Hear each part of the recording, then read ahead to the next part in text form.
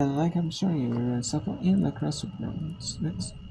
Lacrosse is a little bit harder. Some begin about lacrosse because there's no softball. Not a lot of lacrosse, or a lot more softball than lacrosse. However, Boston College at Brown. Final comments of this third quarter. Boston College trying to get the 10-goal lead on Brown here. #1 team in the country. Boston College. The sports like these, like the smart sports like ones across, like men's across. You have softball, like kind of like sports like these, like soccer. You're starting to see a little bit of volleyball, maybe. It's not always the case, but usually volleyball that is happening is 2 here. You see some smaller schools, some bigger host bigger schools. But I mean, a lot of the sports are like smart like this, like football, like that, like lacrosse, like that, like lacrosse, like softball especially. I mean, like smaller sports like gymnastics, like soccer. Usually, you just see smaller schools. It's like homes to bigger schools. What Camphausen does with it. Takes a half a step back. Runs in. Shoots and scores! Camphausen on the board. Her first goal of the afternoon. You master. That's the end.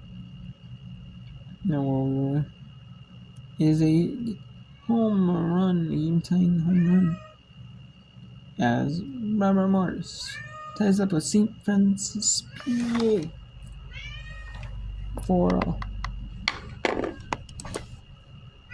Another look. That one a no-doubter for Dunlap. And the Colonials have life. Left fielder.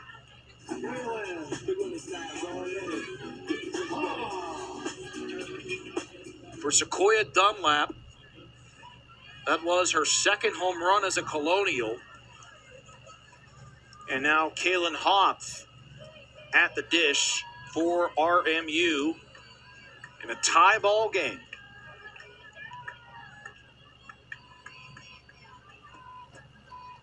The pitch inside of Kaylin Hoff. It's 1-1.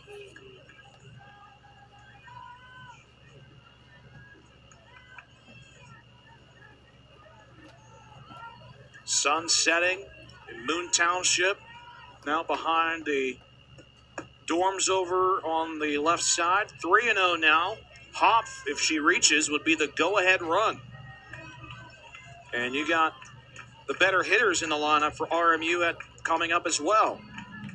Swinging bunt, pulling back, but it's strike one anyway. Like the idea from Hoff. If you have it, take it. If not, just bite the bullet and take strike one.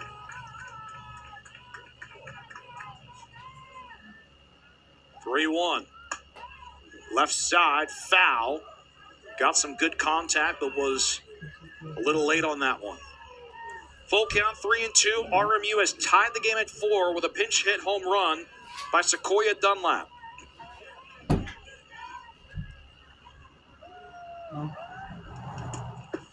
And the 3-2 misses, ball 4, and the go-ahead run has reached first base.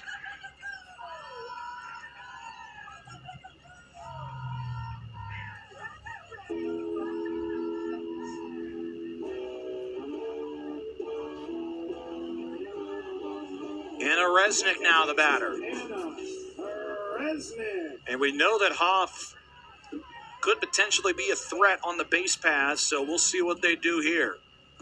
Hoff stays put, pitch inside, ball 1 to Resnick. Resnick on the day, or for game 2 rather, 1 for 2 with a walk.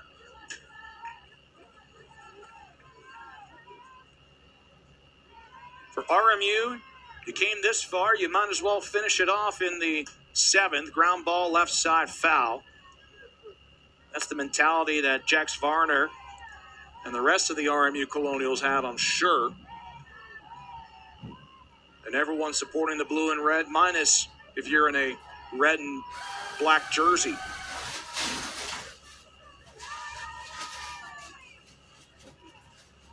One on the way from Braley. Pitch outside, it's 2-1.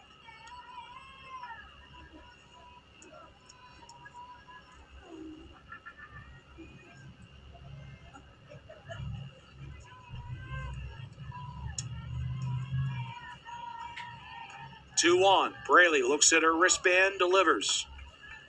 Popped up left side, that's foul. Down the left field line. And this battle continues between Braley and Resnick.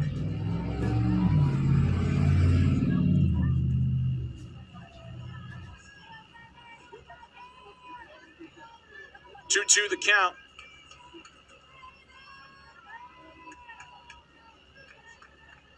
And the 2-2 on the way. That's outside. Got away. There goes Hop for second.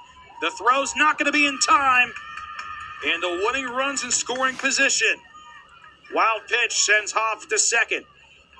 Full count to Anna Resnick. 3-2. Another look at Hoff, heads up base running. And now the payoff pitch is coming up. Here it is from Braley. Popped up left field. That's fair! Hop coming around. The left fielder bobbles it. And that's a Bobby Moe walk-off winner. Final score, Robert Morris 5, St. Francis 4. We thank you for attending this afternoon. Robert Morris earns the sweep over St. Francis. They walk it off with a bloop single over to left field, bobbled by the left fielder, and in to score was Kaylin Hop. The wild pitch comes back to bite the red flash. As another look, Resnick pops it up.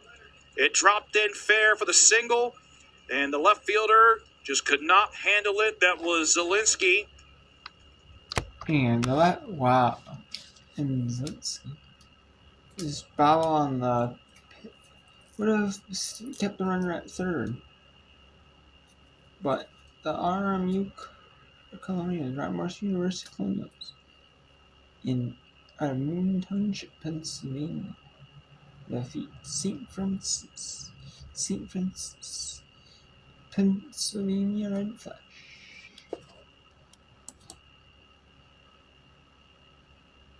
Paul up 6-3 in Illinois, Chicago. There's a runner on first and a runner on third.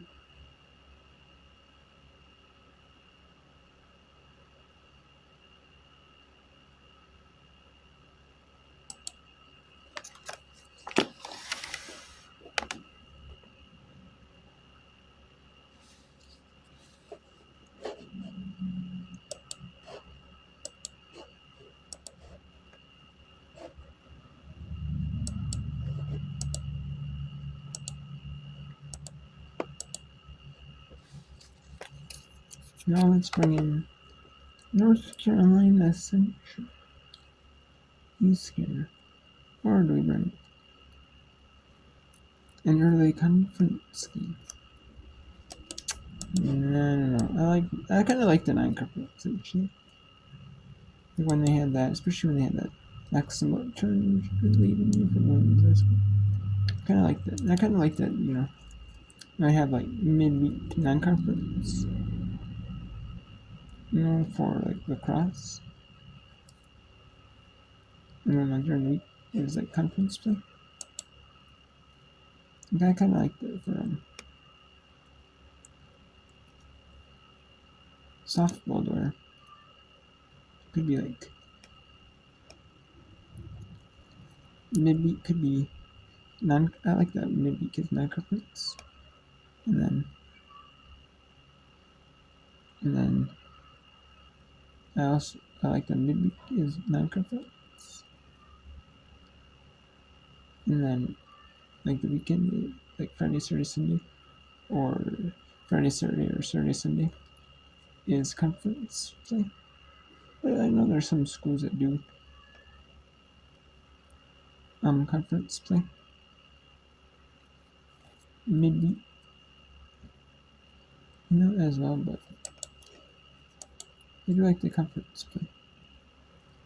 And we have top of the 7th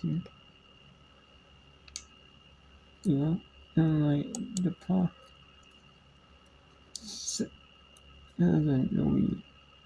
Paul make it 6-4 when the top of the 7th. RUIC did.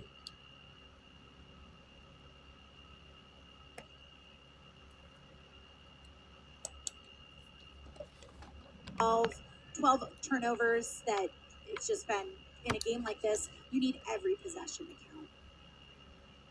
Those 6 power plays for Binghamton, they converted on 3. One of them was a back-to-back power play. And we have a running clock here. Not by much, just at the bare minimum running clock. But it is a running clock.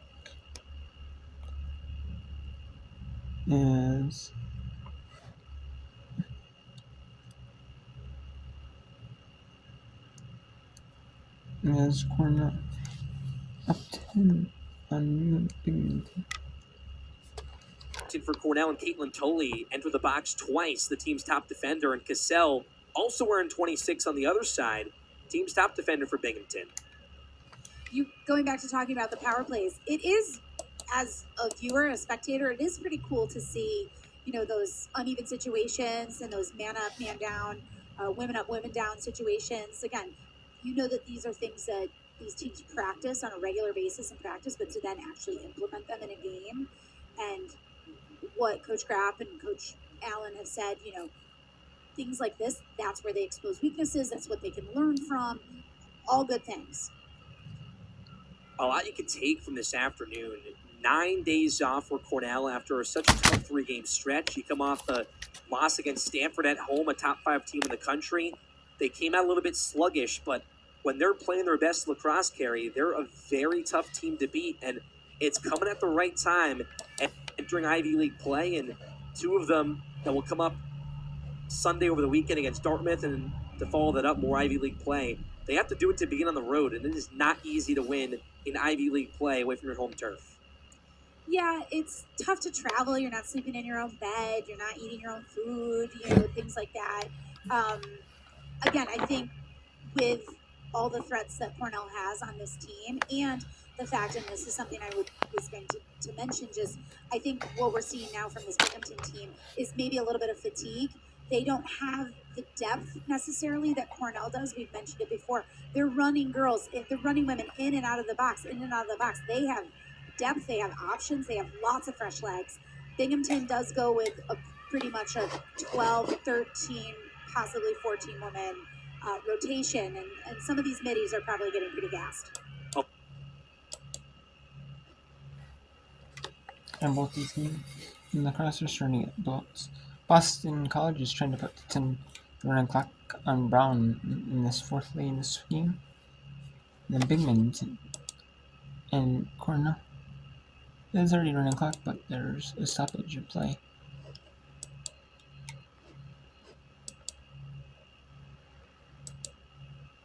So back into the game, and as you mentioned, nice coaching call by the Flames staff by bringing her back in. You see how much more settled she is now in her 2nd time in the circle this afternoon. Grounder to short, and that just sputters through. Gumont not able to get there. A nice single right back up the middle for DePaul with 1 out. Yeah, back to your point, just McIntosh, you can completely tell her demeanor has been very different from when she was first pitching to now, and just her ability right now to just calm herself down and focus on that next pitch. But it was a really good idea for the Flames to just throw that changeup in there. Coach books again a situation where she's just pulling all the right levers. That one back to left, and Caskey gets underneath it for out number 2. And we spoke to her pregame. She was to the point. She's like, look, we want to come away, we want to limit the errors. Didn't necessarily see any of them today. Was able to make the right lineup changes. And slowly but surely, UIC clawed back into it. And you see Santiago all smiles with 2 outs as, you just say UIC keeps playing like this, they surely will find some more tally marks in the win column. Yeah, and I mean, again, DePaul a really big threat in the Big East. So the ability to hold them to 6 right now, their ability to claw back into the game. I mean, no matter which way the game goes, the Flames should be really proud of how they play today and try to utilize that as they continue into their conference play. UIC 9 freshmen, 6 sophomores, a junior, and 6 seniors/grad students. The fact that your bookends of that, the seniors and the freshmen, Yeah, are the most. I was gonna say it was like the beginning and the end right there.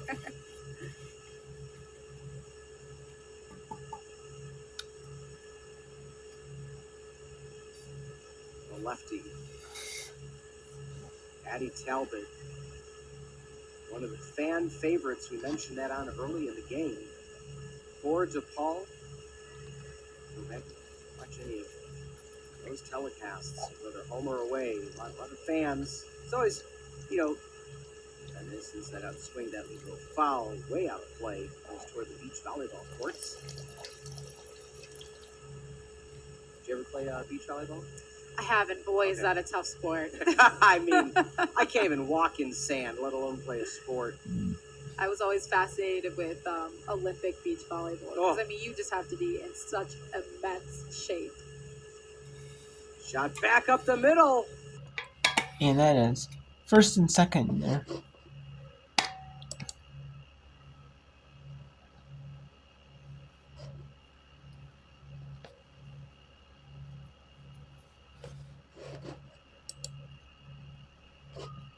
And we have Boston College and Brown. It is in the running clock now for Boston College. As that is time up. He took a time up for Boston College. Or it has been taken time on the Boston College Brown game. Or is like the mid-quarter meeting.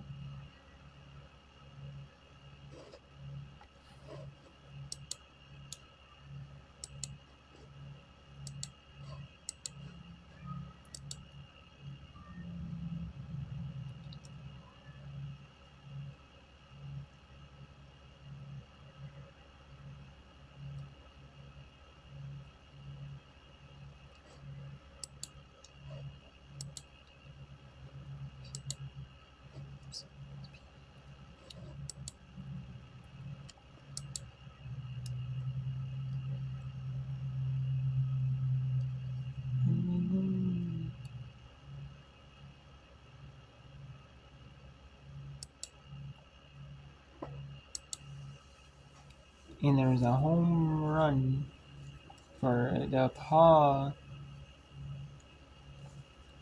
And DePaul makes it 9-4. What a shot.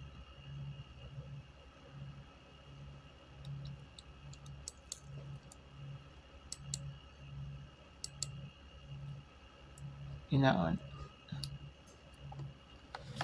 Now let's go back to Cornell hosting Binghamton.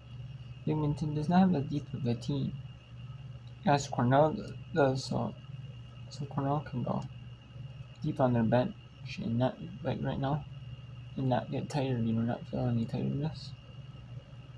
However, Binghamton cannot. So that's kind of the problem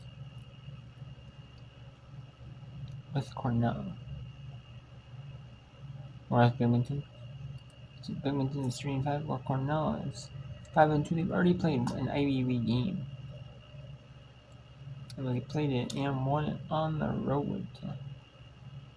In the conference play, they always say, like, to be a top team, they always say, like, you should win every game, try to win every game at home, and then split your games on the road. That's what top teams do, You do.